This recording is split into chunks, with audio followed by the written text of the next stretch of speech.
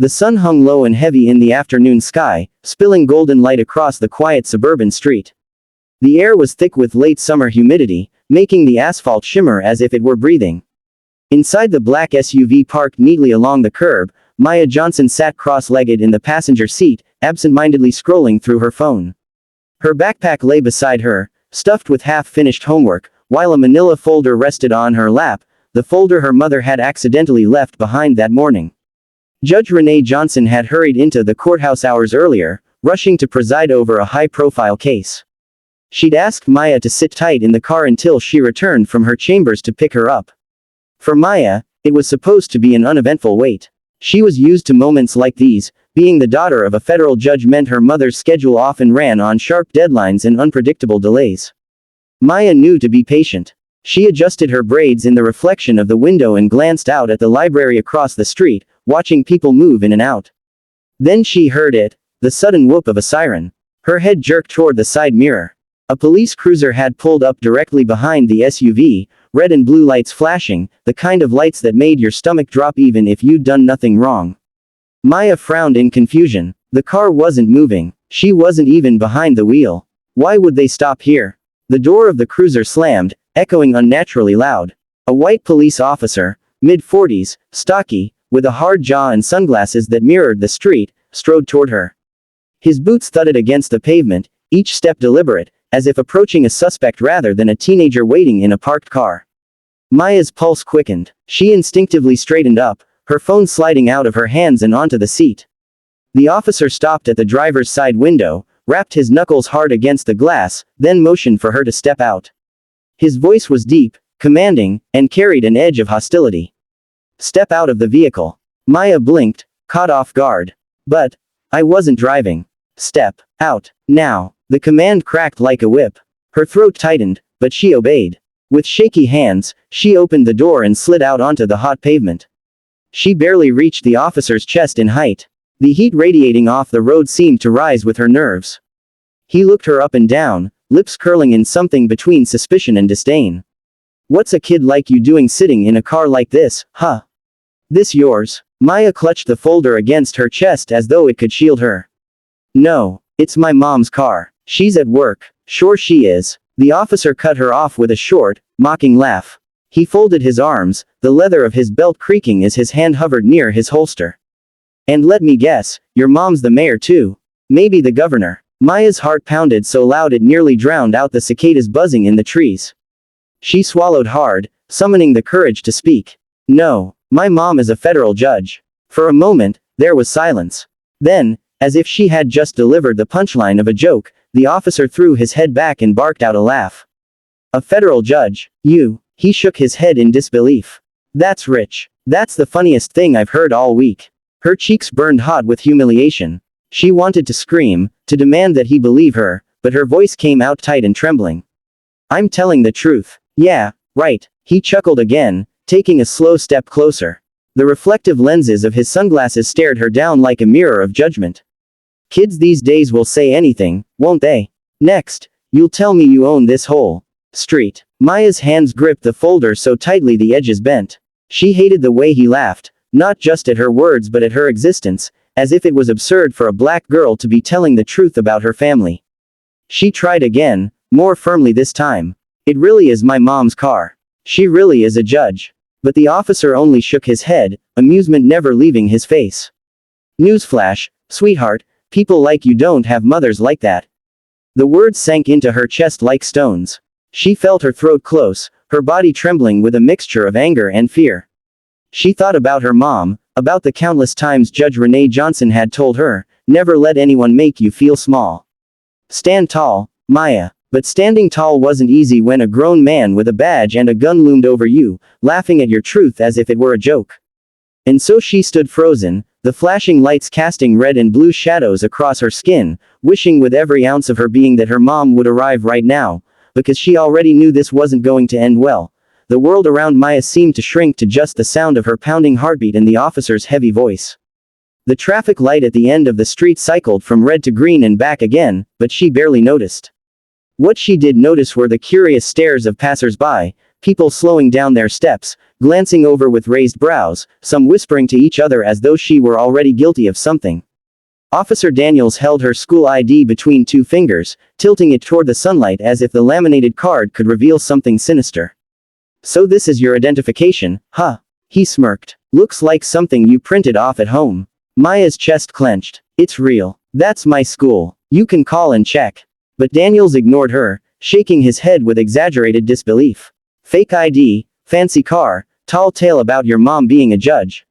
You're really digging the hole deeper, kid." Her breath caught. "I'm not lying," she said, louder than she intended. He leaned in, close enough for her to smell the faint bitterness of his coffee-stained breath. "Do you know what happens when people lie to officers? We take them in. Juvenile hall. Ever heard of that?" The word hall clanged in her head like a prison gate slamming shut. Her hands began to tremble, and she hugged the folder tighter to her chest. The edges now bent and wrinkled under her grip. She wanted to scream at him, to tell him he was wrong, but fear knotted her throat. Instead, she managed, "I'm just waiting for my mom. She's at the courthouse downtown. If you'd just..." Daniels held up a hand, silencing her as though she had no right to finish her sentence. "Enough. You're not slick. You kids think watching TV shows about lawyers makes you experts." He thumbed his radio and pressed the button, his tone dripping with mockery. "Dispatch, this is Unit 12. Got a possible juvenile suspect here. Claims she's sitting in her mom's vehicle, says her mom's a federal judge." His laugh crackled over the line before he released the button. "Yeah, you heard me right. A judge." Maya's cheeks burned, humiliation stinging sharper than the heat. She could hear a faint voice respond through the radio, the dispatcher hesitant, "Unit 12, stand by." Daniels shoved the radio back into place, muttering, "Probably some neighbor's stolen car. Or daddy's ride she wasn't supposed to touch." Her eyes widened, fury cutting through her fear. "It's not stolen. I told you, it's my mom's car. She's coming back for me." Daniels raised a brow, amused by her desperation. "Oh, so now she's on her way. Convenient." He glanced around at the growing group of onlookers, then leaned even closer to Maya, his tone dropping low. "You're making this worse for yourself. Keep lying and I'll put cuffs on you right now." Her stomach twisted. She imagined cold metal biting her wrists, the shame of being paraded into the back of the cruiser while strangers recorded videos with their phones. Already, she saw at least 3 people holding up their cameras. Tears welled in her eyes, but she blinked them back. "You'll be in trouble when my mom gets here," she whispered. Then louder, her voice breaking but determined, "You will." Daniels chuckled darkly, clearly entertained. "Oh really? And what's she gonna do?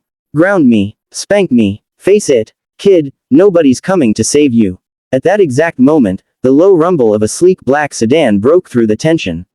Tires crunched against the curb as it pulled up behind the cruiser. The hum of the engine cut off, and for the first time, Daniels looked uncertain. The driver's door swung open. Out stepped a tall black woman, her presence radiating authority like an invisible force. Her black judicial robe swept lightly in the breeze, and clipped neatly at her chest was her official badge. Every movement carried precision, measured, deliberate, commanding.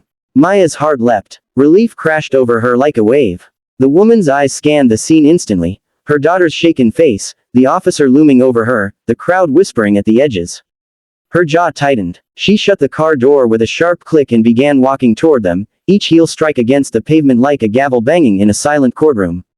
Daniels, still oblivious to the storm about to hit him, stood straighter but kept his smug expression. To him, she was just another concerned parent arriving to defend her kid. He had no idea who he was about to face. And Maya, trembling but now steadied by the sight of her mother, exhaled a shaky whisper only she could hear. "Told you she was coming." The air seemed to shift the moment Renee Johnson stepped out of her sedan. The afternoon sun caught on the polished badge clipped neatly to her robe, making it glint like steel.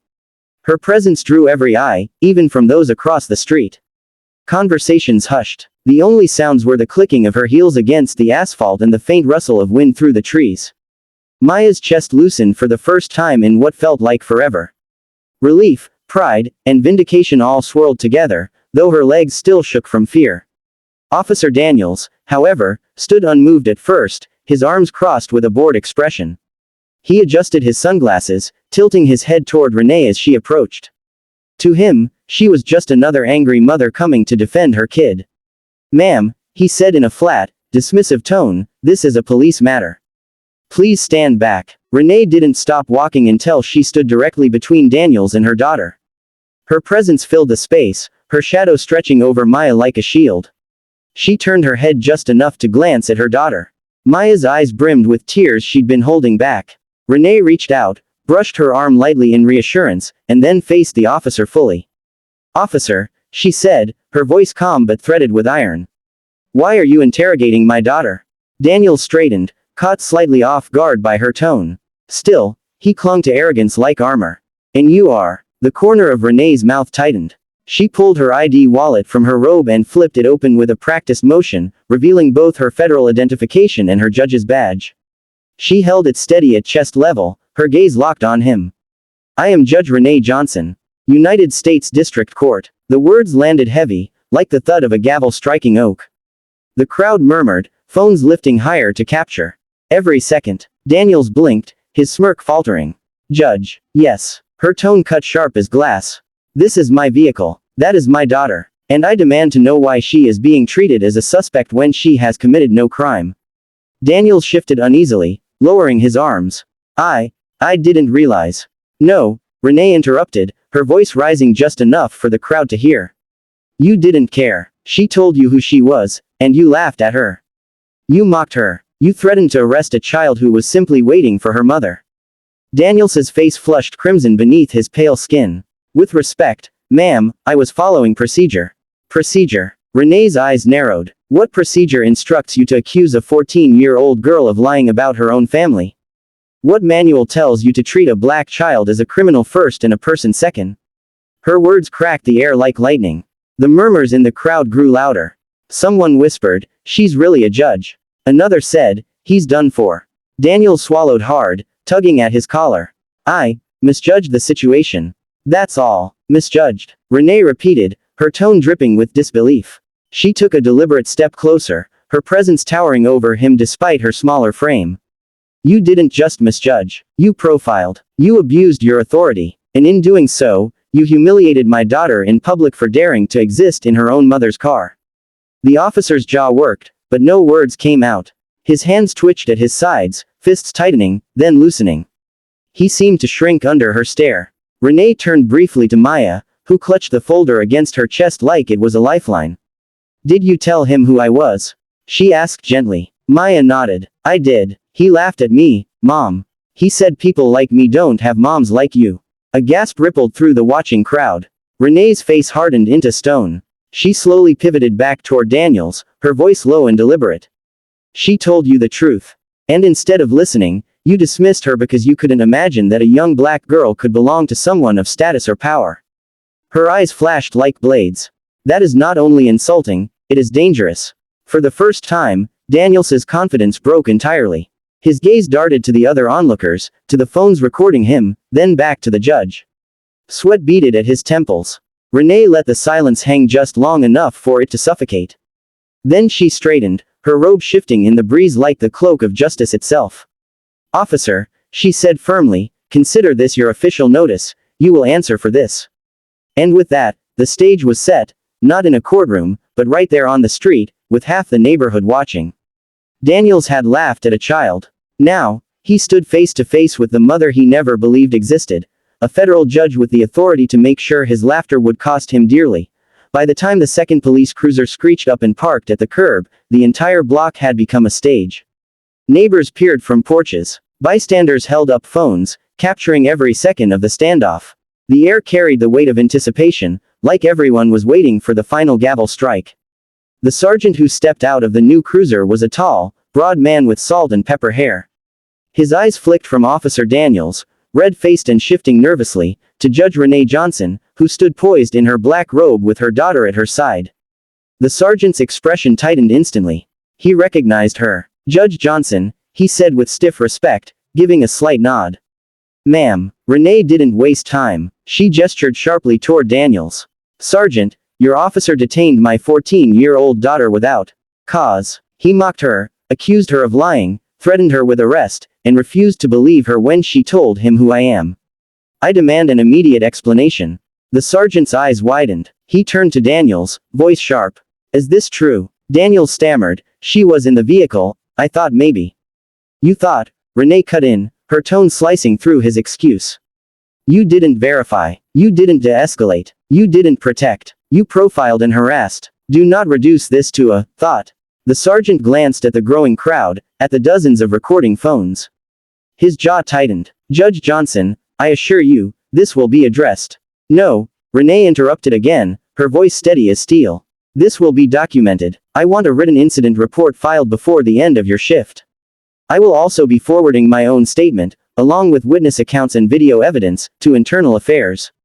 She let her gaze sweep over the people holding phones. And clearly, there's no shortage of evidence here. A murmur of approval rippled through the onlookers. Someone called out, that's right, hold him accountable. Another said, she's not playing. Daniels's face had drained of color.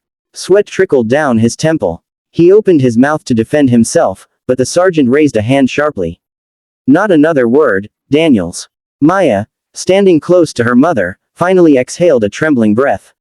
She looked up at Renee, her eyes glassy.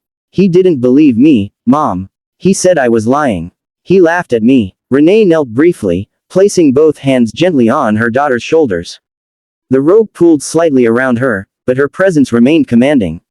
I believe you, sweetheart. I always will. And the world is about to believe you, too. Maya nodded, her lips pressed tight, pride starting to swell where fear had been.